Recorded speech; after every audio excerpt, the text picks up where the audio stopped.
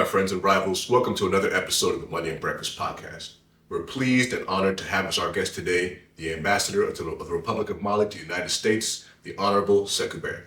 We're here today to talk about three things: diplomacy, defense, and development. See you there.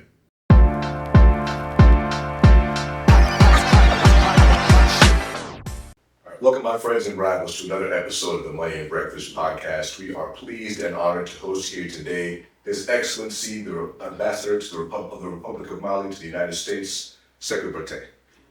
Mr. Ambassador, it's a pleasure to have you here today. Thank you very much for making the time here for us. Thank you. So we'll go right into things. We recently saw you speak at a Georgetown panel where you and the other ambassadors of the AES went into detail about what you call the 3D strategy. The 3Ds being diplomacy, defense, and development. Now, could you frame this for the audience? Give us some detail into the strategic outlook and then the tactical realities of sort of each of those pillars.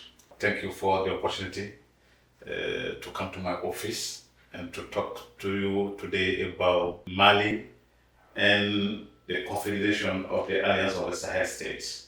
When the Confederation was set up, it was set up on three pillars, which are defense, development, and diplomacy. Everything you voice out should be based on those three pillars. When we say defense, that means in terms of security, we have a common voice. We have a common unified forces. We have a common theater of operation. So what's that mean? Any security forces from Burkina or Niger can come to Mali and fight against terrorists. Vice versa. Any security forces from Mali can go to Niger or Burkina and fight against terrorists.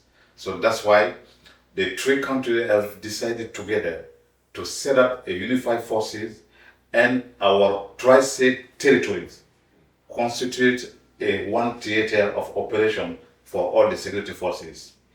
When we talk about development, and not long ago, the Confederation has set up a Confederal Investment Bank. That bank, the shareholder are only the tri-state with a capital of $1 billion, no foreign investment. So that bank, the main goal and objective of the bank will be to make investment in projects that aim to develop the infrastructure of the three different states or any other capital project that may be of interest of the three states. It can be highways, it can be bridges, it can be any other global development for the three countries. And when we talk about diplomacy, that means we have one voice internationally. That's why we have been here. We saw our three ambassadors from Burkina, Niger, and me going out everywhere we go to meet officials, US officials, to talk to think tank in US. So that's what we call diplomacy. So one single voice in terms of diplomacy to outline out there the pillar of the Confederation and the voices of the Confederation. So I'd like to also talk about just some of the reforms that you guys are undergoing right now. A lot of those reforms are economic, and in Mali's particular case, I'd like to talk about the revised mining code of 2023. So the government now takes an automatic 10% stake in all new mining projects, and there's a further 20% option within 2 years now. Critics always say that these sort of initiatives drive away investment. And there was an initial 23% drop in gold production as there were some disputes that were litigated. But I do want to quote from an article here. This is from Equity Access by one Joe Mancheka. Yeah, he says, and I quote, "This episode illustrates a basic feature of mining economics. Production stoppages, even when brief, carry outsized annual costs because operations depend on continuous processing. The government nevertheless accepted these losses.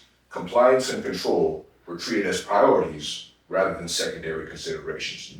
Now, this is obviously something that in the short term causes a little bit of pain, but in the long term is necessary for, for sovereignty. National development is certainly not something that happens overnight.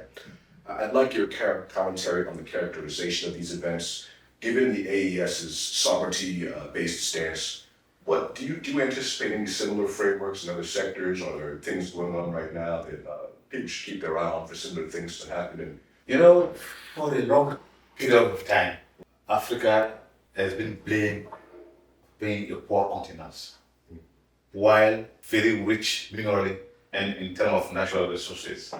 Let me recall here that we, in the past, we used to have a king called Mande Mansa Musa. During one of his trips to Mecca, he gave away so many gold that at that time the market has crashed. Just to tell you how rich we are in terms of mining. Mali is second producer of, we were the third, but I think we are the second producer of gold in the continent. First producer of cotton in Africa. more than Egypt. We are past Egypt now. We have a lot of lithium, big deposits of lithium, and we have now two international companies there in lithium field, and we have a lot more. And this is the opportunity for me to call of any US company interested in investing in lithium, they are welcome to come. We have also a big deposit of hydrogen, oil, and other real mineral not yet exploited. It was a time we were not benefited from our resources. So the government in place now decided to change the mining code so the people can benefit from the resources of the gold. We have in Mali about 15 international companies in gold mining. So when the new mining code was drafted and changed, almost now all the companies comply with the new provision of that mining code. In that code, there is a provision that it should benefit to a local population. And I don't know if you follow news. Not long ago, the government has disbursed about $90 million to local community coming from the application of that mining code. Before, we used to produce a lot of gold, they all go abroad with no benefit for the government and for the people of Mali. So that has changed now. So, there is a time for Africa and for our countries to exploit our resources and sign a win-win partnership with companies interested in investing in our countries. For many years in the past, we were not benefiting from the resources of our mining, of our minerals, the resources of our what we have in our ground. Today, the dynamic have changed. And you can see, not long ago, it's not even less than 3 weeks, the president had called a local community where you have the mining company base to give them each a big check according to each company investing in the locality. And this other money amounts to $90 million. So just to tell you how things have changed in my country, how we intend to profit, to benefit from the resources of our mining and from our gold. We have a lot more money. It's very rich minerally in terms of gold. So this is the opportunity also for me to call on US investor companies interested in investing in gold. And today, the ounce in gold, it costs about $4,000 the ounce. So that means it's a very big market, where you can come and invest and benefit a lot from it. I'm glad that you bring up minerals because there was something that really caught my eye or my ear listening to your remarks at the Stimson Center. So you were having a similar sort of conversation as to what we were having now. You were talking about the specific minerals that make Mali very rich. Now, of course, Of course, we mentioned gold, you mentioned cotton, you mentioned lithium, but two in particular caught my attention, which is oil and hydrogen. Yeah, the world is very much in the throes of an energy crisis right now. A lot of that is restrictions to the access of gold. And I've been following policymakers' remarks from Latin America to Africa to Europe to Asia. A lot of policymakers their dependence on these things makes them very nervous. They're exploring alternative, methods of energy production. I know there's a big solar movement going on in Africa, especially where my family comes from in Sierra Leone. But hydrogen is also a very big part of an emerging energy infrastructure. I actually wrote my graduate thesis on this. You guys are very much revolutionizing different models and ways of doing things. I'd like to ask you, what's the specific energy strategy, energy outlook? What was it before, or has it changed, with respect to recent global events? I'm happy you brought this issue into light. You see, when I said that we are very rich minerally, there has been a proven case that in Mali, in the north of Mali, there is a big deposit of oil. And in northeast, there is also a big deposit of hydrogen. So far, we are looking for companies that can come and we can exploit those resources. They are not yet exploited, but there is a proof out there that we have a big deposit of those resources. Mali is a landlocked country. Lately, we have been going through an energy crisis. The government has made a decision. The new policy now is to improve solar energy. Africa, in my country, most likely in Africa, everywhere, we have a God natural gift, which is sun. And there have been a policy making decision that it's time we use that sunlight as energy so we can really profit from it. Look at right now, the price of oil worldwide has gone up everywhere. Nobody can afford it almost. So the policy to have more and more solar plants all over the country have already started. And we hope very soon the energy crisis we're being undergoing is going to be put behind, really. That's the objective. But also at the same time, we are looking for companies that can come and invest in oil and hydrogen. Hydrogen can be transformed as energy as oil. So that's the policy right now out there, and we are looking for companies interested to invest in those minerals. I appreciate the answer, sir. So I want to continue on economic matters. So I read an article that says that Mali seeks to raise seed cotton production. You mentioned big deposits of cotton, very high quality cotton at that. It seeks to raise seed cotton production to over 650,000 tons by this year, 2027 at the latest.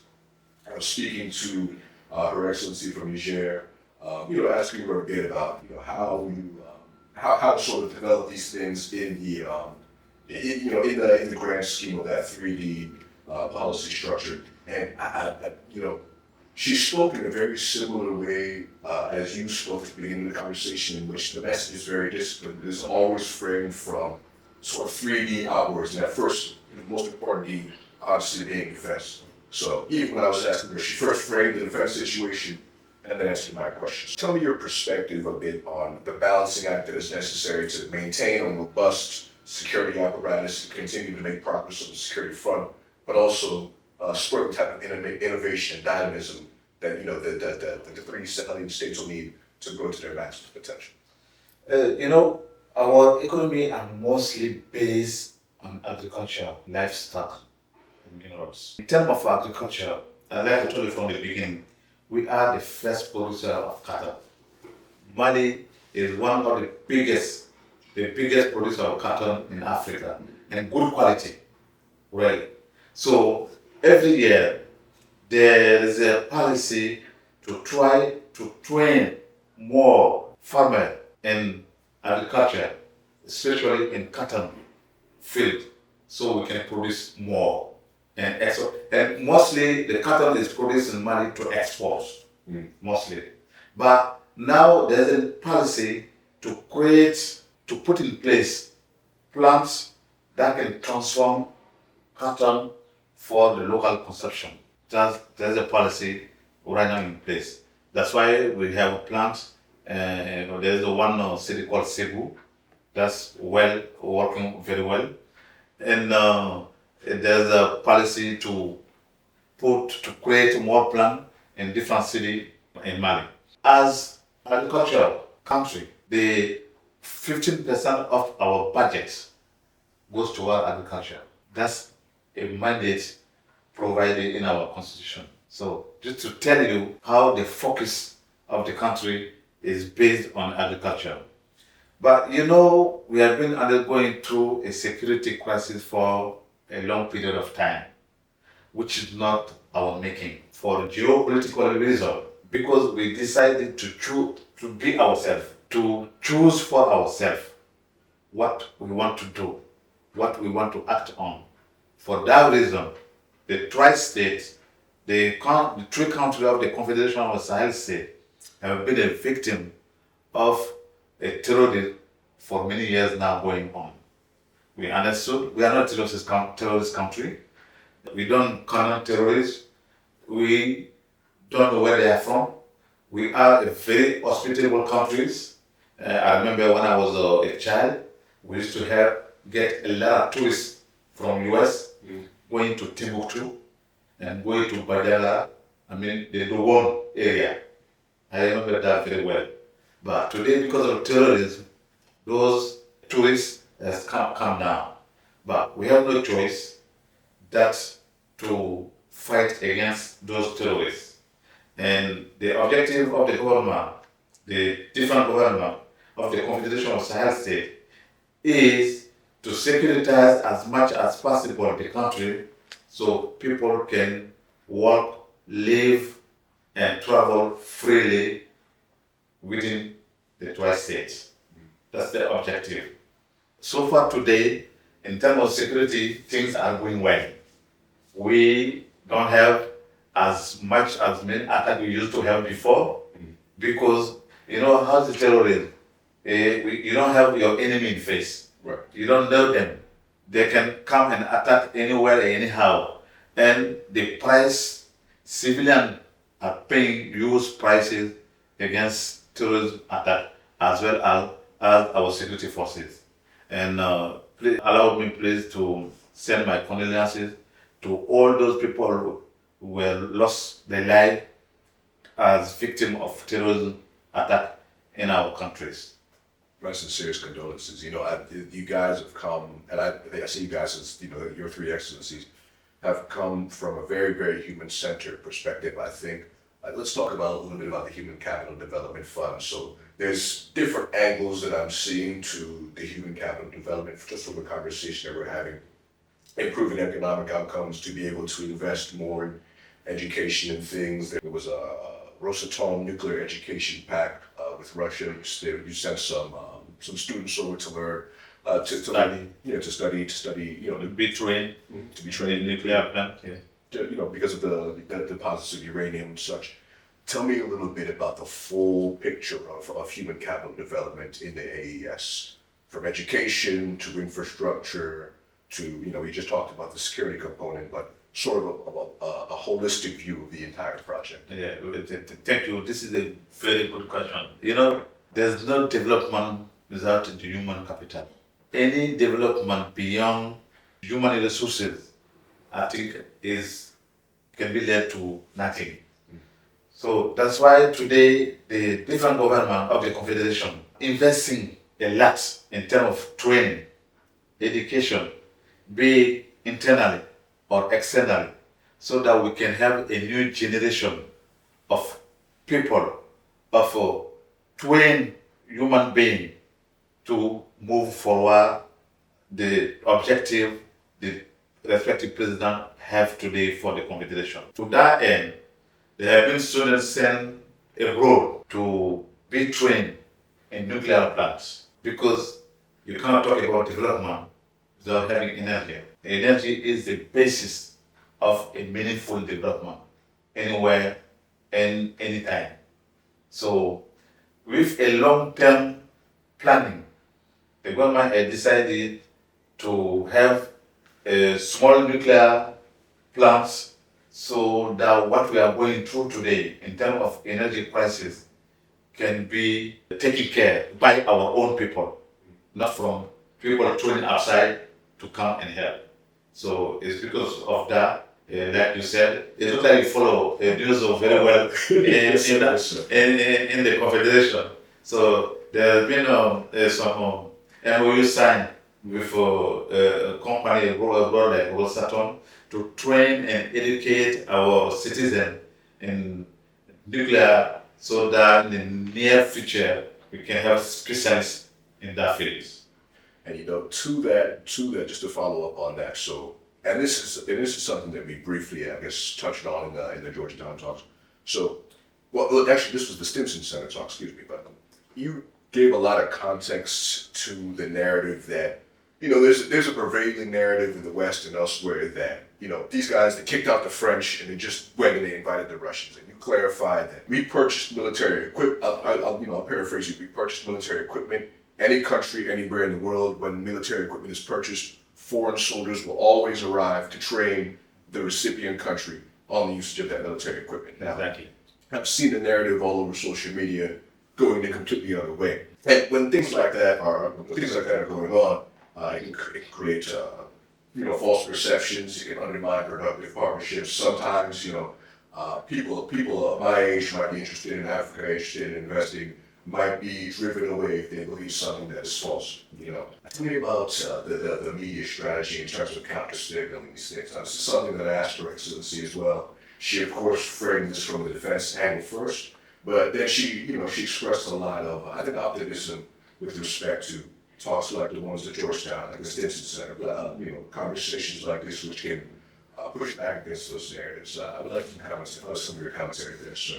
It's very simple. You need to understand that those countries are not used to be kicked out before from our country.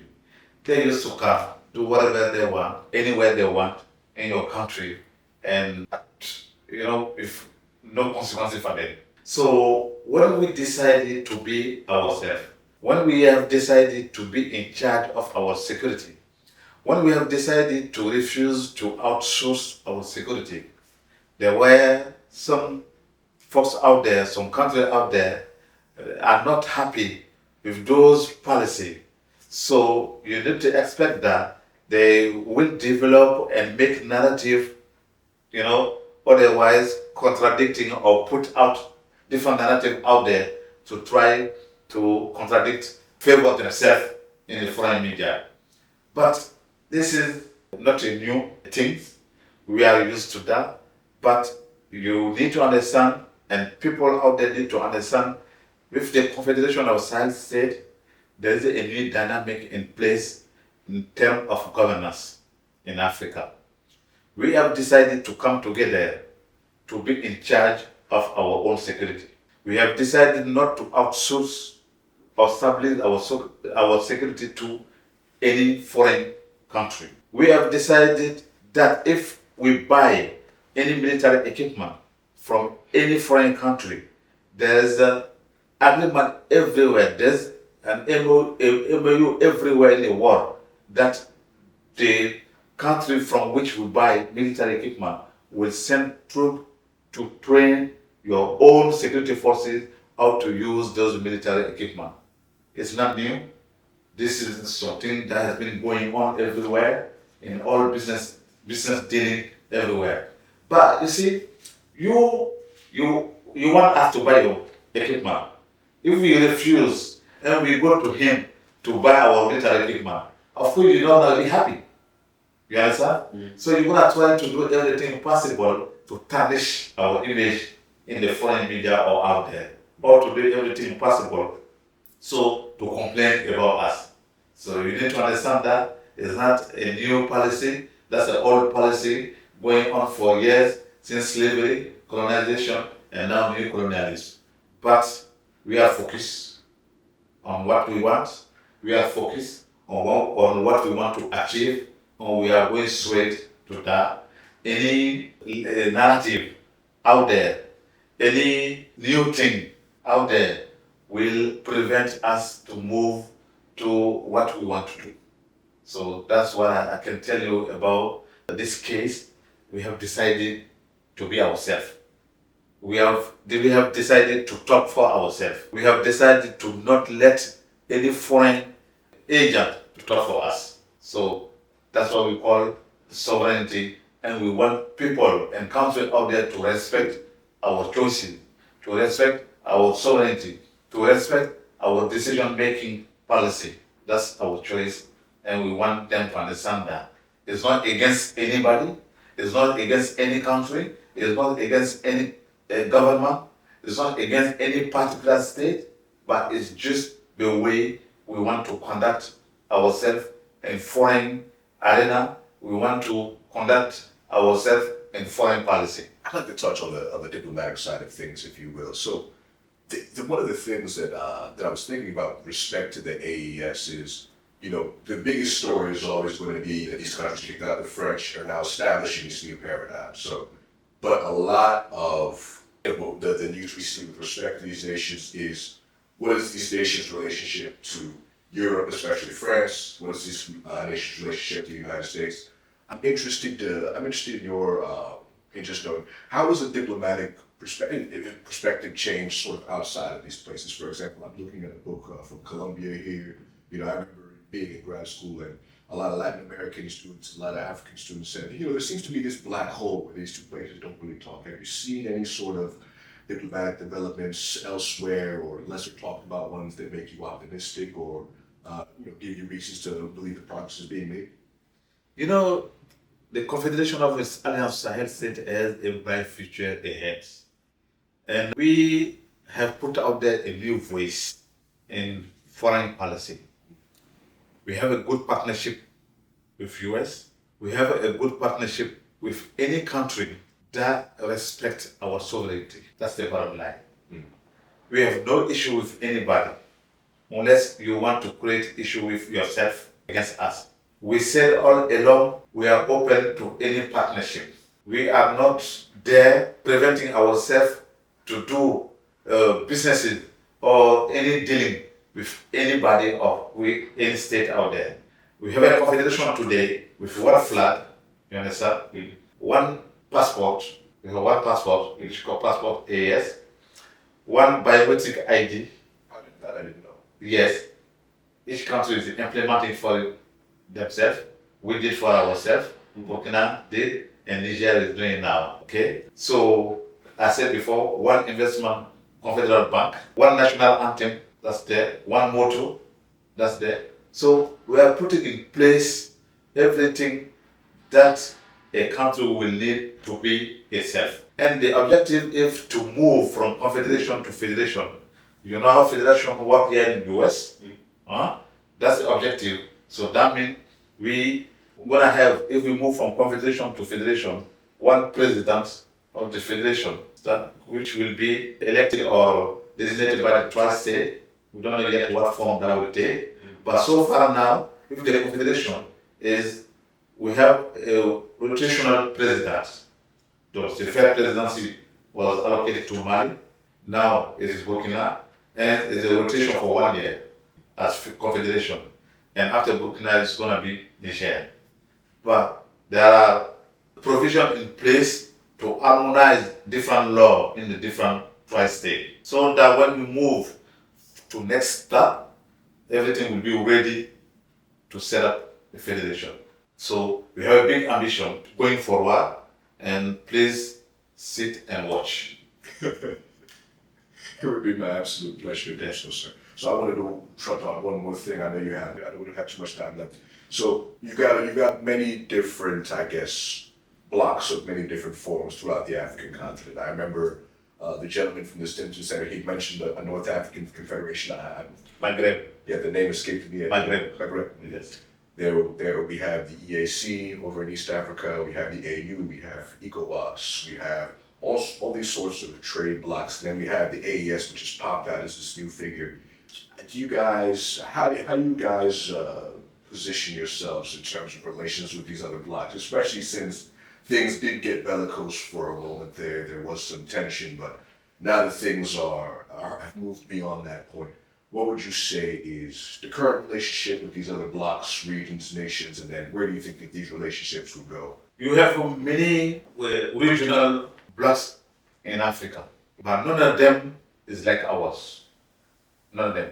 The particularity of the Confederation of the Sahel State, so far, we have set up, well, like I said, one passport, one national anthem, one motto, one confederal bank so far.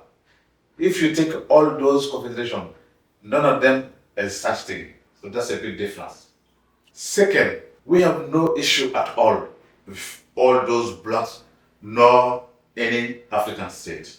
So we are not here to oppose ourselves to any other bloc. We are here as a bloc because as a confederation we have one vision to achieve. And the confederation as this is open to any partnership with any state within the African continent, with any bloc within the African continent. So that's to tell you we are not closed to ourselves.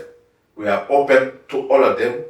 And not long ago, the ECOWAS has tapped one diplomat from Guinea to be the voice to talk to the Confederation of Sahel State about the new partnership that will be settled between the AS country and ECOWAS. So just to give you as an example, we are not closed. We didn't prevent any bloc or any country to have businesses with us or to do partnership with us. They are open to any partner, but with the condition, we need to respect our sovereignty. We care a lot about our sovereignty. That means we don't take decisions from any outside power. That means you don't come and talk for us. That means you don't come and decide for us. We decide for ourselves. We make policy for ourselves. We together want to move forward and write a new chapter of our destiny. That's our objective. I think there's no better stopping point than that, sir. Your Excellency, thank you very much for sitting down with me today. I hope to do this again soon, and I will definitely be coming to see your talks in, I believe it was May? April and May. Yeah. Really, it was a pleasure, really, to have you here, to have this conversation, to highlight, the American people or your audience about the Confederation of the Sahel State, about what are our objectives, what we are trying to achieve moving forward. Really, thank you very much, and thank you to have our message out there for the benefit of all those people who love to hear from us. Thank you very much. Thank you, sir. Take care.